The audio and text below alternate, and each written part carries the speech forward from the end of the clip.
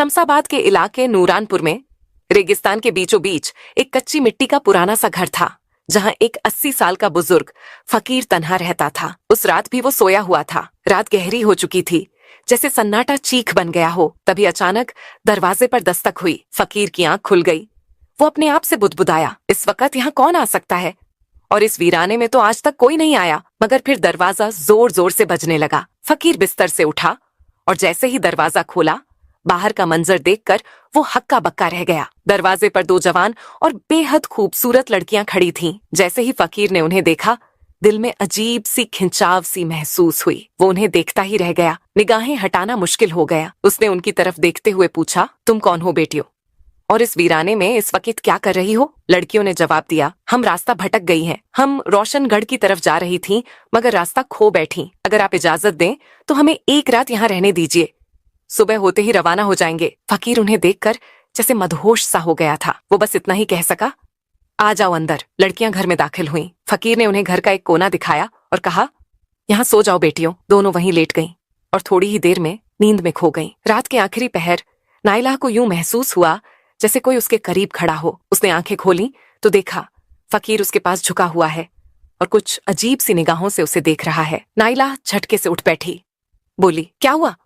तुम यहाँ क्या कर रहे हो? फकीर ने जवाब दिया, कुछ नहीं, मुझे लगा शायद तुम्हें ठंड लग रही होगी तो चादर देने आया था। नाइला ने चादर तो ले ली, मगर गुस्से में ओढ़कर करवट ले ली। लेकिन फकीर वहां से हिला नहीं। देर तक उन्हीं दोनों को एक अलग सी ख्वाहिश भरी नजरों से देखता रहा। सुबह हुई। नाइला और मरियम ने शुक्रिया अदा किया और रवाना होने लगी तो फकीर ने उन्हें रोकते हुए कहा, कहाँ जा रही हो बेटियों? रोशनगढ़ तो बहुत दूर है। तुम जवान लड़कियां हो, आज की रात और रुक जाओ, फिर मैं तुम्हारे जाने का कोई इंतजाम कर दूंगा। ये कहकर फकीर उनके करीब आया, मगर नाइला और मरियम ने कहा, नहीं, हमें जाना है। तब फकीर बिल्कुल पास आ गया और नाइला का हाथ पकड़ते हुए बोला, बस एक रात की बात है बेटियों, रुक जाओ। नाइला ने झटके से हाथ छुड़ाया और गुस्से में बोली, क्या मतलब? फकीर ने कहा, कल मैं तुम्हारे जाने का कोई इंतजाम करवा दूंगा। अब भी वो उन्हें अजीब सी नजरों से देख रहा था, जैसे उसके जहन में कोई चाल हो। लड़कियां उसकी बातों में आ गईं और रुकने के लिए तैयार हो गईं। सारा दिन फकीर उनसे नरमी और मोहब्बत से बातें करता रहा और उन्हें उसी तरह देखता रहा जैसे वो उनके पास आना चाहता हो। रात हो चुकी थी। दोनों लड़कियां कोने में अपने बिस्तर पर जाकर लेट गईं। फकीर भी अपने बिस्तर पर लेट गया। रात के आखिरी पहर जब सन्नाटा गहरा होता जा रहा था, फकीर चुपके से अपने बिस्तर से उठा और धीमे धीमे कदमों से लड़कियों की तरफ बढ़ा। वो काफी देर तक उन दोनों को देखता रहा। फिर उनमें से एक, जो बेहद खूबसूरत थी, नाइला, उसके पास जाकर बैठ गया। फकीर ने नरमी से उसके माथे पर हाथ फेरना शुरू कर दिया। अचानक नाइला की आंख खुली और वो हड़बड़ाकर उठ बैठी। क्या हुआ? तुम यहाँ क्या कर रहे हो? उसने तैश में पूछा। फकीर उसकी आंखों में देखता रहा जैसे किसी ख्वाब में हो। फिर बोला, मैं तकिया देने आया था। तुम बिना सिरहाने के लेटी हो, तुम्हारी गर्दन में दर्द हो जाएगा। ये लो तकिया। नाइला ने तकिया लिया और नाराजगी से मुंह फेर लिया। बोली, जाओ यहाँ से। फकीर अपने बिस्तर पर जाकर फिर लेट गया। रात को वो अपने आप से बातें करने लगा। सुबह ये लड़कियां चली जाएंगी। आज मेरा आखिरी मौका था, लेकिन वो भी चला गया। फिर उसने खुद से कहा, नहीं, मैं उन्हें ऐसे ही नहीं जाने दूंगा। कोई ना कोई जुगाड़ लगाना होगा। मुझे कल किसी तरह इन्हें रोकना होगा। इन्हीं सोचों में डूबा हुआ फकीर आखिरकार सो गया। सुबह हुई। लड़कियां उठीं और फकीर के पास आईं। उन्होंने कहा, अगर हमारे जाने का बंदोबस्त हो गया हो तो हमें रवाना कर दो। बताओ, क्या इंतजाम किया है? फकीर उन्हें कुछ पल एक चाहत भरी नजर से देखता रहा। फिर धीरे से बोला, नहीं, तुम आज यहाँ से नहीं जा सकती। फकीर की ये बात सुनकर दोनों लड़कियां हैरानी से एक दूसरे को देखने लगीं। फिर नाइला ने पूछा, क्यों? हम आज क्यों नहीं जा सकती? फकीर ने नर्म आवाज में कहा, तुम्हें एक रात और रुकना होगा। मरियम ने उसकी तरफ हैरत से देखा और कहा, क्यों? क्या बात है? सब खैरियत तो है, आखिर हम क्यों रुकें? फकीर ने सांस लेते हुए जवाब दिया, अभी तुम्हारे जाने का कोई इंतजाम नहीं हो पाया है। फिर उसने कहा, उम्मीद है कल एक काफिला यहाँ से होकर रोशनगढ़ की तरफ जाएगा। जब लड़कियों ने काफिला सुना तो थोड़ा इत्मीनान हुआ। चलो, कल काफिले के साथ निकल जाएंगे। आज की रात और रुक जाते हैं, उन्होंने एक दूसरे को देखकर कहा। फकीर ये सुनकर दिल ही दिल में बहुत खुश हुआ। एक रात और मिल गई, उसने अपने आप से कहा। पूरा दिन वो चुपचाप दूर से बैठा उन्हें देखता रहा। उसकी निगाहें अब और भी गहरी हो चुकी थीं, जैसे उन निगाहों में अब खामोश ख्वाहिशें पल रही हों। रात फिर से ढलने लगी। नाइला और मरियम अपने बिस्तर पर जाकर लेट गईं। फकीर भी अपने बिस्तर पर लेट गया, मगर उसका दिल अब बेचैन था। उसकी आंखें छत को नहीं, कमरे के उस कोने को घूर रही थीं जहां लड़कियां सोई हुई थीं। सांसें तेज थीं और दिल में अजीब सी हलचल उठ रही थी। धीरे धीरे वो बिस्तर से उठा, चुपके से उनकी तरफ बढ़ा। काफी देर तक वो उन दोनों को ऊपर से नीचे तक देखता रहा। फिर वो नाइला के पास जाकर बैठा और नरमी से उसके बालों को सहलाने लगा। अचानक नाइला थोड़ी सी हिली। फकीर को लगा कहीं वो जाग ना जाए, तो वो घबरा कर वहां से हट गया और मरियम के पास चला गया। अब उसने मरियम का हाथ अपने हाथों में ले लिया और उसके चेहरे को देर तक देखता रहा। उसकी आंखों में अब सिर्फ तमन्ना नहीं, कोई पुरानी प्यास उतर आई थी। तभी अचानक मरियम की आंख खुल गई और वो चीख पड़ी, मगर फकीर ने झट से अपना हाथ उसके मुंह पर रख दिया ताकि आवाज बाहर ना निकले। फिर वो हड़बड़ाकर वापस अपने बिस्तर पर चला गया और ऐसे लेट गया जैसे कुछ हुआ ही ना हो। मरियम सारी रात उसी सोच में डूबी रही। ये फकीर मेरे पास क्यों आया था? ये क्या करने की कोशिश कर रहा था? इसके इरादे तो बिल्कुल ठीक नहीं लगते। वो डर के मारे कांपती रही और सोचते सोचते आखिरकार उसे नींद आ गई। सुबह हुई। लड़कियां उठीं और फकीर के पास आईं। काफिला आ गया है क्या? अब हमें इजाजत दो, उन्होंने कहा। फकीर कुछ देर तक उनकी आंखों में देखता रहा, फिर बोला, लेकिन काफिला तो अभी तक नहीं आया। लड़कियां चौंक गईं। मगर तुमने तो कहा था कि काफिला आज आ जाएगा, फकीर ने थकी हुई आवाज में कहा। हाँ, आना था, शायद शाम तक आए। लड़कियों ने आपस में देखा और कहा, ठीक है, हम शाम तक और इंतजार कर लेते हैं। फकीर ने बस सिर हिलाया और कुछ नहीं कहा। अब वो आंगन में बैठा था और दूर से लड़कियों को फिर उसी अजीब नजरों से देख रहा था। एक लड़की ने दूसरी से कहा, इसकी निगाहें मुझे ठीक नहीं लगती। दूसरी ने सिर हिलाया। हाँ, तुम ठीक कह रही हो, हमें जल्दी से यहाँ से निकल जाना चाहिए। हम जवान लड़कियां हैं और इसके दिल में ना जाने क्या चल रहा है। पहली लड़की बोली, हाँ, ये रात को मेरे पास आया था और मुझे छूने की कोशिश कर रहा था। दूसरी ने भी कहा, उसने मेरे साथ भी वही किया। आज हमें किसी भी हालत में रात नहीं रुकना चाहिए।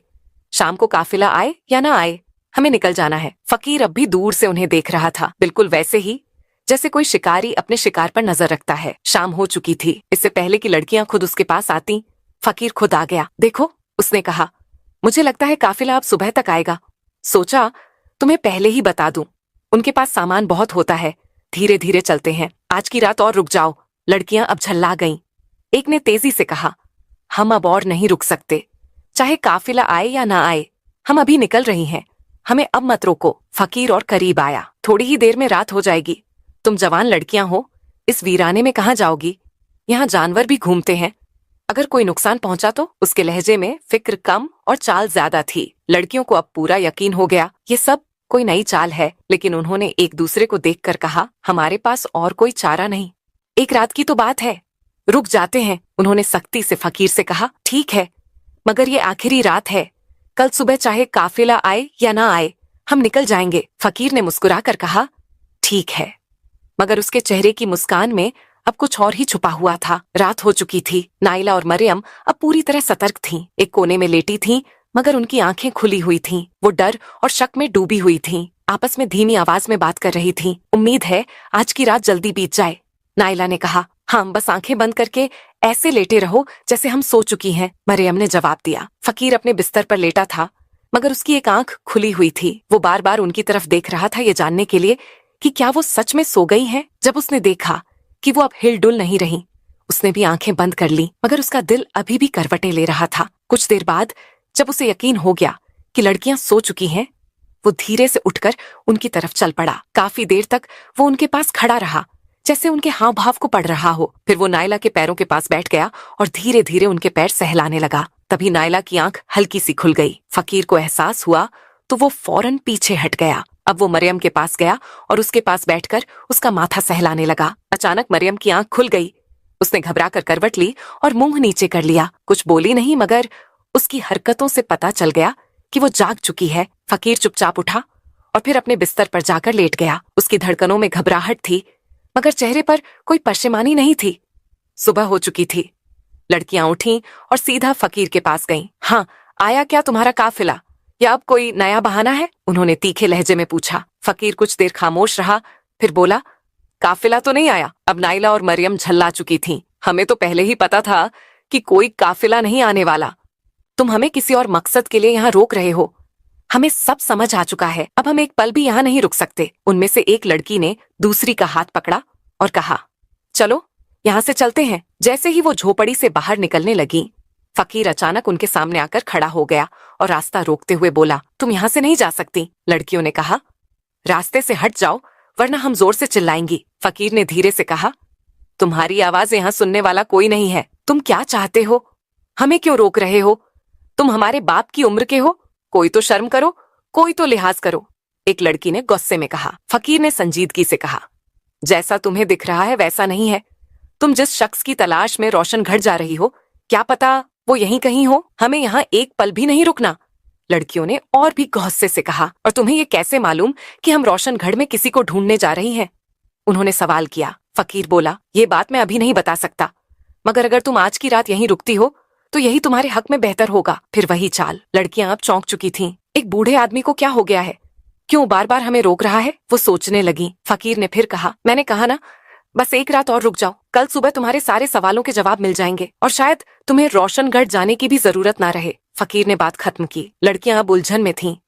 वो हैरानी से एक दूसरे को देखने लगीं। ये कैसे जानता है कि हम किसे ढूंढ रही हैं और क्या हमारा कोई मसला है? उनके जहन में सवालों का तूफान था, मगर अब उन्हें फकीर पर बिल्कुल भी एतबार नहीं रहा। उन्होंने फकीर को धक्का दिया और झोपड़ी से बाहर निकल गईं। फकीर उनके पीछे पीछे भागा और पीछे से आवाज दी, रुको, सब कुछ बर्बाद हो जाएगा अगर तुम चली गई तो। काफी दूर जाने के बाद लड़कियां थककर एक जगह बैठ गईं। उनका दम फूल रहा था, मगर दिलों में अब भी डर और बेचैनी बनी हुई थी। अचानक पीछे से फकीर हांफता हुआ उनके करीब आ गया।